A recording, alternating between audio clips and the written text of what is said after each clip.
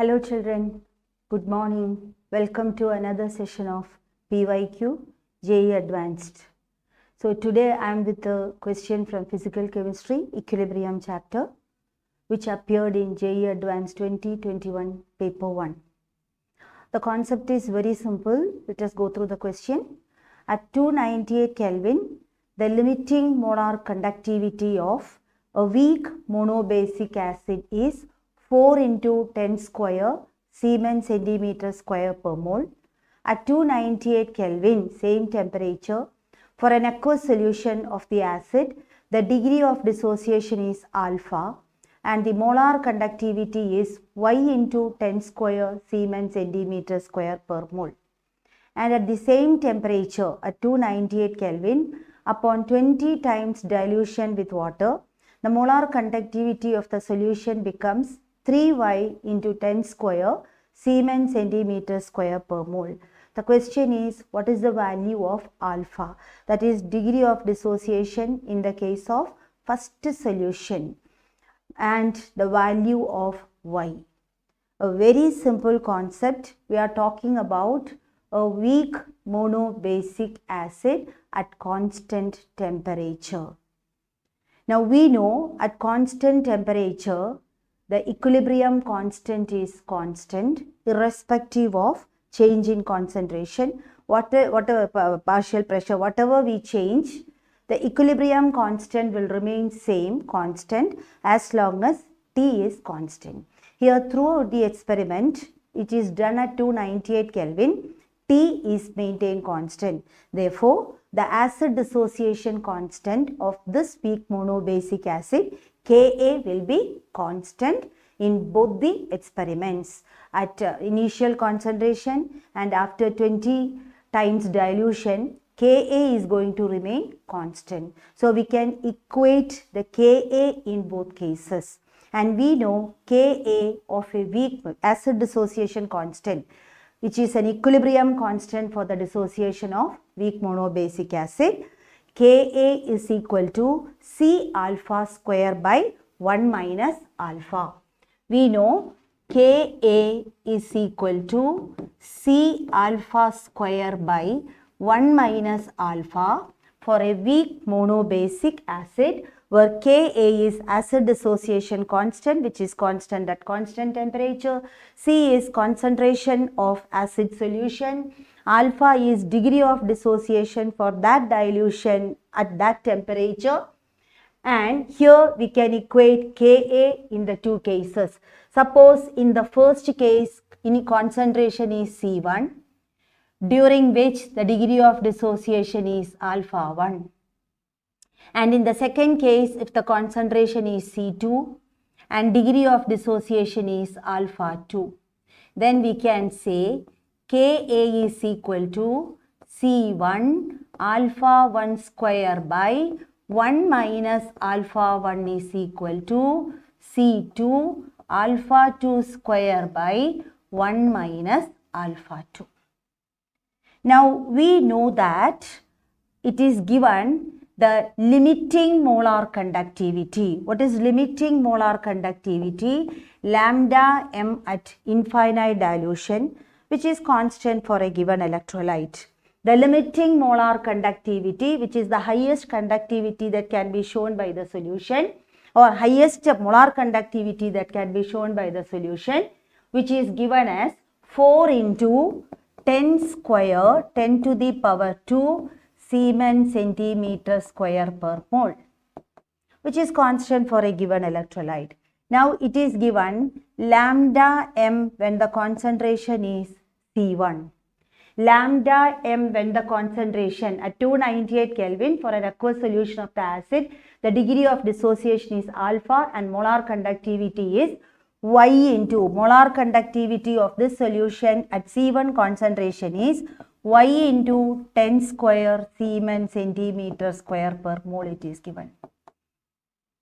And lambda m at C2 is equal to, on dilution, molar conductivity increases, we know that 3Y into 10 square Siemens centimeter square per mole. And we know degree of dissociation of a weak electrolyte alpha is given by lambda m at a particular concentration by lambda m at infinite dilution. Applying this here, we can say lambda m at C1 is equal to y into 10 square divided by 4 into 10 square. And lambda m at C2 is equal to 3y into 10 square divided by 4 into 10 square.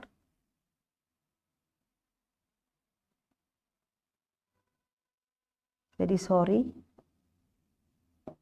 not lambda 1, alpha.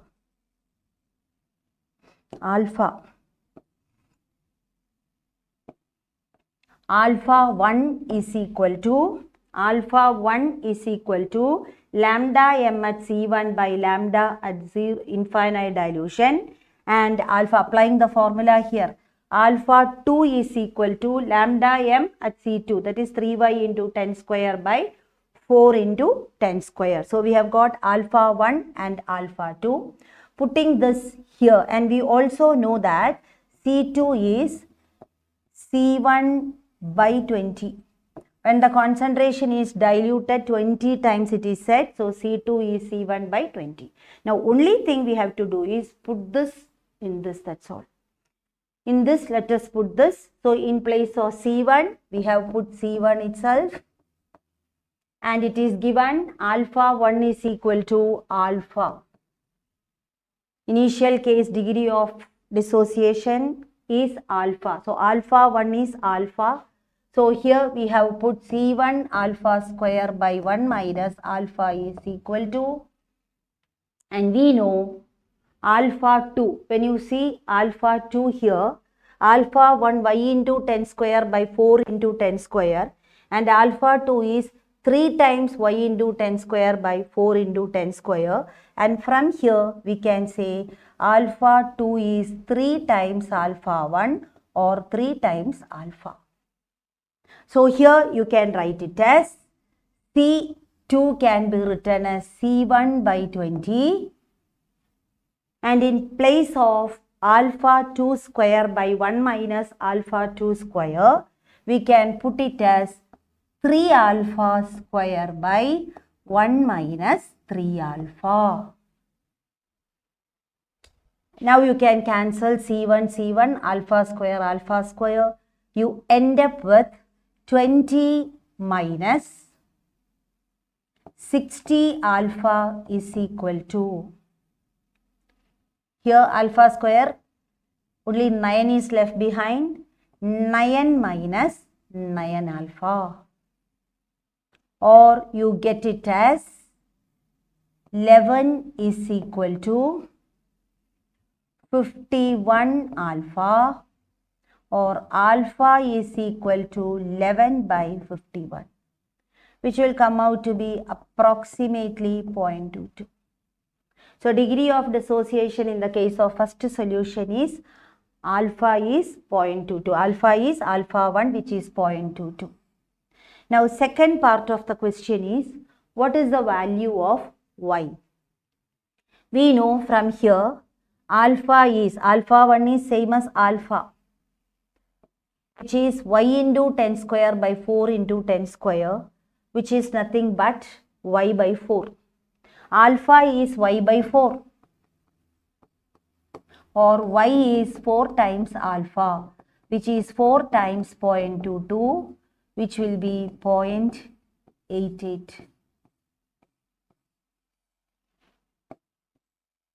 So the concept is very simple.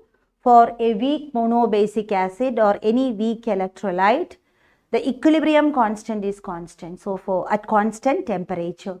So for weak monobasic acid dissociation constant Ka is C alpha square by 1 minus alpha.